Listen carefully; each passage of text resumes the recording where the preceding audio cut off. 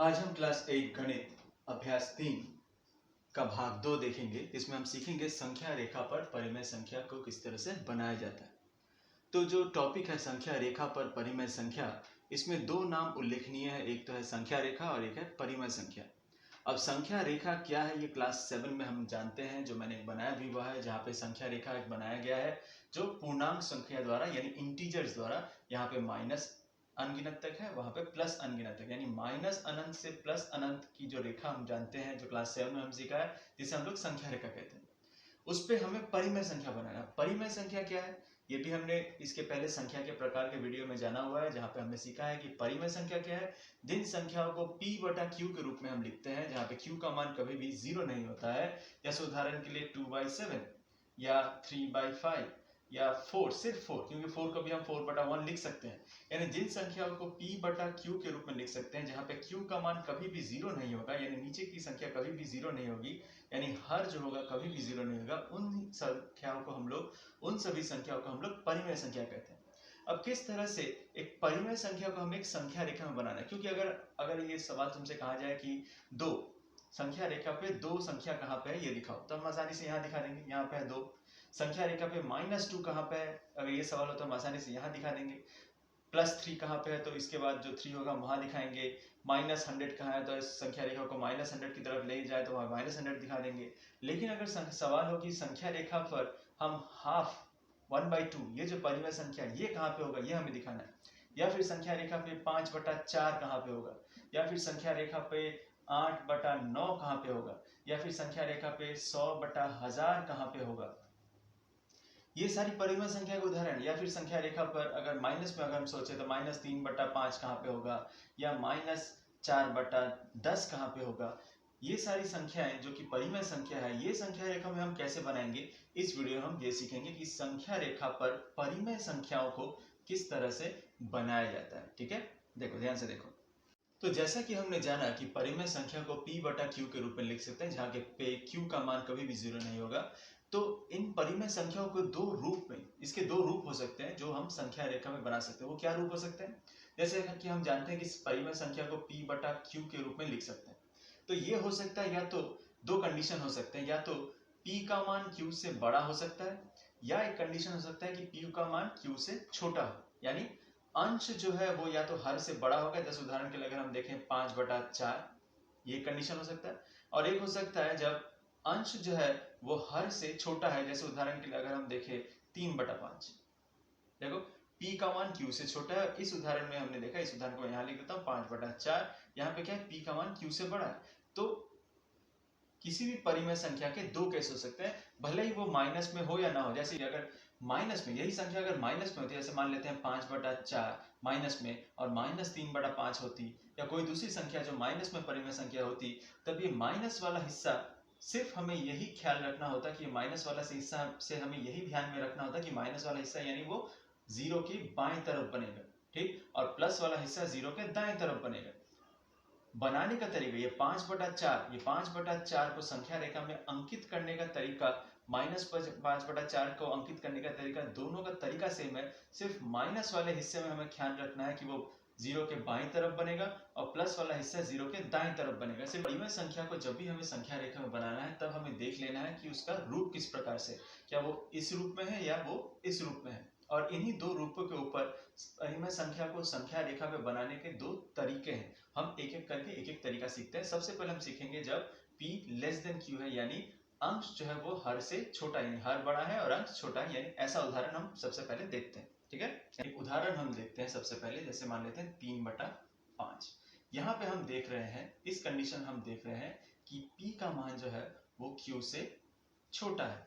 p का मान q से छोटा है, यानी कहने का मतलब जो है न्यूमरेटर जो है वो डिनोमिनेटर से छोटा है। ऊपर वाली संख्या जो अंश है उसे न्यूमरेटर कहते हैं इंग्लिश में, और नीचे वाली संख्या जो हर है उसे डिनोमिनेटर कहते हैं इंग्लिश में। तो हम यहाँ देख रहे हैं कि न्यूमरेटर जो है वो डिनोमिनेटर से छोटा है, ऊपर छोटा है नीचे बड़ा है। जब इस प्रकार की परिमेय संख्या आएंगी जहाँ पे न्यूमरेटर यानी अंश जो होगा वो हर यानी डिनोमिनेटर से छोटा होगा, इन सभी प्रकार की परिमेय संख्या में हमें ख्याल रखना होगा वो सारी की सारी परिमेय संख्या 0 और 1 के बीच ही में बनेगी। 0 और 1 के बीच ही में ये सारी की सारी प्रकार की संख्या रेखा परिमेय संख्या बनेंगी जिनका रूप p लेस देन q या फिर n लेस देन d, यानी अंश जो है वो छोटा है हर से या p जो है वो छोटा है q से। इस रूप में जितनी भी परिमेय संख्या हैं सारी की सारी परिमेय संख्या 0 और 1 के बीच में, जैसे उदाहरण के लिए 3/5 हो सकता है, 4/5 हो सकता है, 4/10 हो सकता है,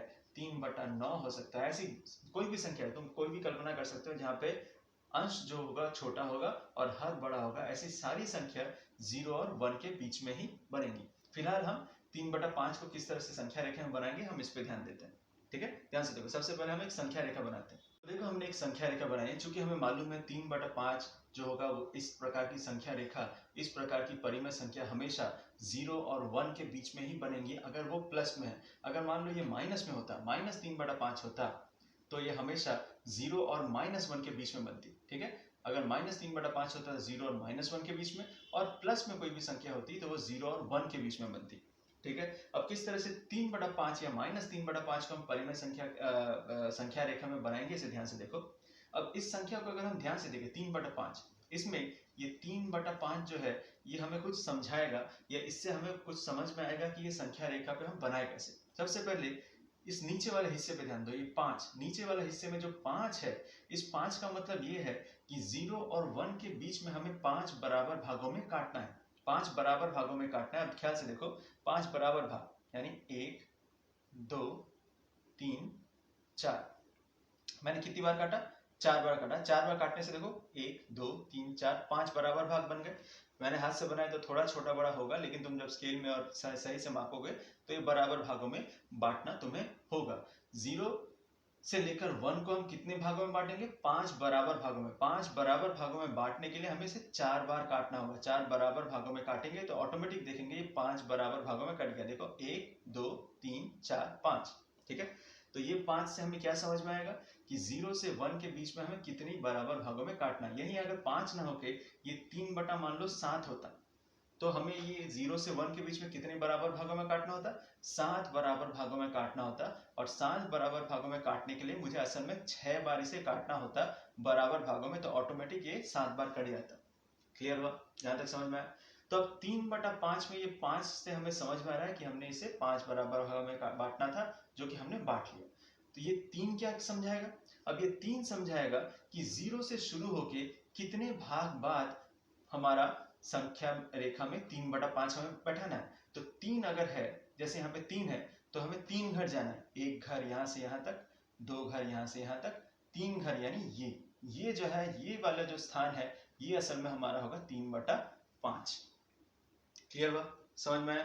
ठीक उसी प्रकार से यहाँ पे अगर -3/5 होता, तो देखो तरीका सेम है, सिर्फ हमें माइनस में ख्याल रखना है कि हमें वो बाईं तरफ लेफ्ट हैंड साइड में हमें उसे चिन्हित करना है या अंकित करना है। तो यहाँ पे भी जैसे 3/5 में अभी माइनस साइड को अगर भूल जाए तो माइनस साइन को अगर भूल जाए तो यहाँ 5 से समझ में आ रहा है कि हमें सिर्फ 0 से 1 को 5 बराबर भागों में बांटना है, और 5 बराबर भागों में बांटना है यानी असल में इसे 4 बार काटना है। 1 2 3 4, देखो 4 बार काटने से 1 2 3 4 5 बराबर भागों में बढ़ गया। ठीक है, अब 3 क्या समझाएगा कि 0 से हमें कितनी बाई तरफ जाना है, कितने घर जाना है? 3 घर जाना है। तो 1 2 3 ये है, यहाँ पे हमारा असल में होगा -3/5। क्लियर हुआ?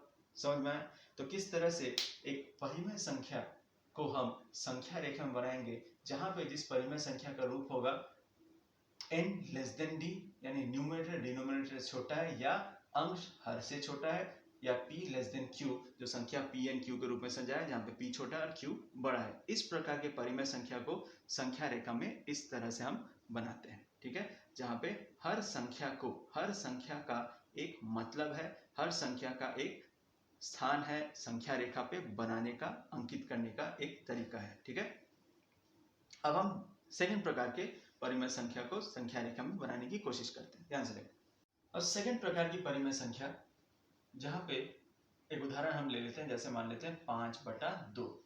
ठीक है, 5/2, जहां पे हम देख रहे हैं कि न्यूमरेटर जो है वो डिनोमिनेटर से बड़ा है। न्यूमरेटर जो है डिनोमिनेटर से बड़ा है, यानी अंश जो है वो हर से बड़ा है, या हम अगर परिमेय संख्या की भाषा में कहें तो p का मान वो क्यू से बड़ा है, ठीक है, p का मान q से बड़ा है, या फिर कह सकते हैं न्यूमरेटर डिनोमिनेटर से बड़ा है। इस प्रकार की परिमेय संख्या, वो संख्या कुछ भी हो सकती है, 5/2 है, 3/1 हो सकता है, तुम 100/10 मान लो, 100/2 मान लो, तुम 1000/99 मान लो, कुछ भी मान सकते हो जहां पे न्यूमरेटर जो है वो डिनोमिनेटर से बड़ा है, ऐसी कोई भी संख्या मान सकते हैं। इस प्रकार की संख्या को जहां पे न्यूमरेटर डिनोमिनेटर से बड़ा है, उसे हम किस तरह से परिमेय संख्या बनाएंगे, इस पे हमें ध्यान देना है। तो ये जो रूप है, ये जो सेकंड प्रकार का रूप है, जहां पे हम देख रहे हैं कि न्यूमरेटर जब डिनोमिनेटर से बड़ा है, तो इस प्रकार की परिमेय संख्या 0 और 1 के बीच में नहीं आएंगी, ये हमेशा उसके बाद ही बनेंगी। अब कितने बाद बनेंगी, कौन से घन में बनेंगी, ये हम तरीका सीखेंगे किस तरह से। अब ध्यान से देखना इसको। तो 5/2, देखो इसको हम इस रूप में लिखेंगे। हमें करना क्या है, 5 को 2 से डिवाइड करना है। 5 को 2 से डिवाइड करेंगे तो आएगा क्या, 2।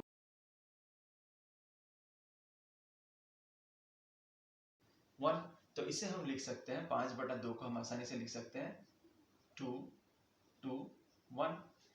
देखो 2 सही गुना करने से क्या, गुना करने से 2 2 जा 4, 4 + 1 5, यानी 5/2 आएगा। तो किसी भी संख्या जहां पे न्यूमरेटर डिनोमिनेटर से बड़ा होगा, उसे हम इस तरह से भाग करके हमें इस रूप में उसे सजाना है, 2 सही 1/2।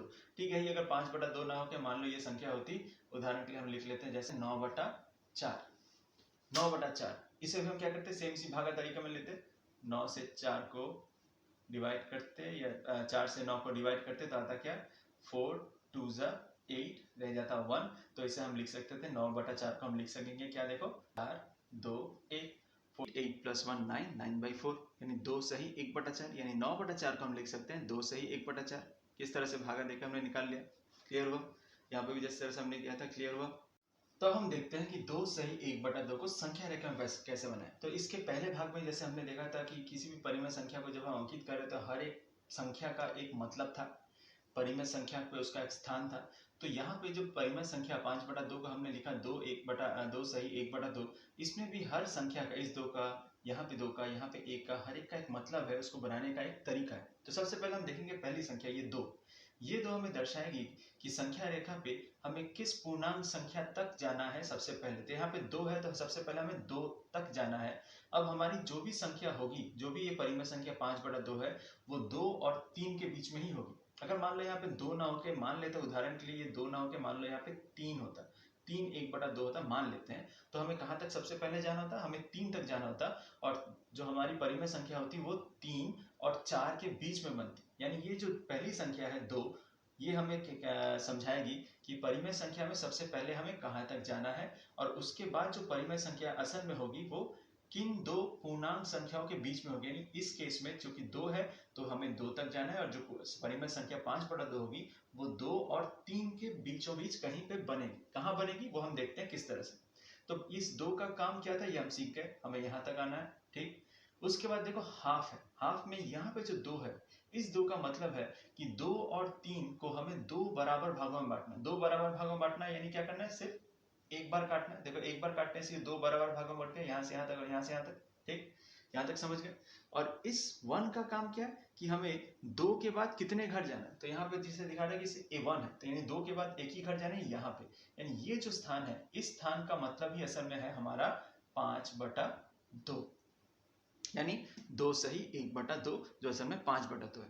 तो संख्या रेखा पे 5/2 किस तरह से बनेगा हमने सीख लिया तरीका, ठीक। जहां पे सबसे पहले 5/2 का हमें 2 सही 1/2 के रूप में तोड़ लेना है। फिर यहाँ पे ये जो संख्या होगी पहली संख्या 2, वो हमें दर्शाएगी, वो हमें दिखाएगी कि हमें सबसे पहले कहाँ से शुरू करना है। जैसे यहाँ पे 2 है तो हम 2 से शुरू करेंगे, और बाकी वाले जो हिस्से में 1/2 है, इसमें ये 2 दिखाएगा कि हमें 2 से 3 को कितने भागों में बांटना है। चूंकि यहाँ 2 था तो हमने 2 बराबर भागों में बांटा, यानी असल में सिर्फ एक बार काटा तो 2 बराबर भागों में बढ़ गया। और उसके बाद ये 1 हमें दिखाएगा कि 2 के बाद हमें कितने घर जाना है। तो यहाँ पे 1 है तो 2 के बाद एक घर गए, यानी यहीं पे हमारा होगा 5/2। अब यही अगर परिमेय संख्या 5/2 ना होके -5/2 होता, तब इसको हम किस तरह से बनाते। तो इसके पहले जो तरीका था सेम वही तरीका, इसको हम लिखेंगे कैसे, लिखेंगे हम -2 1/2, यानी -2 से 1/2। ये -2 क्या दिखाएगी कि हमें असल में माइनस यानी बाईं तरफ कहाँ से शुरू करना है, तो -2 से शुरू करना है। 1/2 है, ये 2 क्या दिखाएगी कि -2 और -3 को कितने बराबर भागों में बांटना है, तो यहाँ पे 2 है, तो 2 बराबर में बांटने के लिए हमें सिर्फ एक बार काटना होगा। ठीक है, 2 बराबर भागों में बढ़ गया और बढ़ने के बाद कितने घर जाना है, सिर्फ एक घर जाना है। -2 के बाद एक घर, यानी ये जो स्थान होगा इस स्थान पे ही हमारा होगा -5/2। क्लियर हो गया, समझ गए? तो अब इसी तरह से आसानी से हम किसी भी परिमेय संख्या, वो चाहे रूप एक पहले रूप में हो या दूसरे रूप में हो, हम आसानी से उसको परिमेय संख्या पे अंकित कर सकते हैं। ठीक है, सीखे?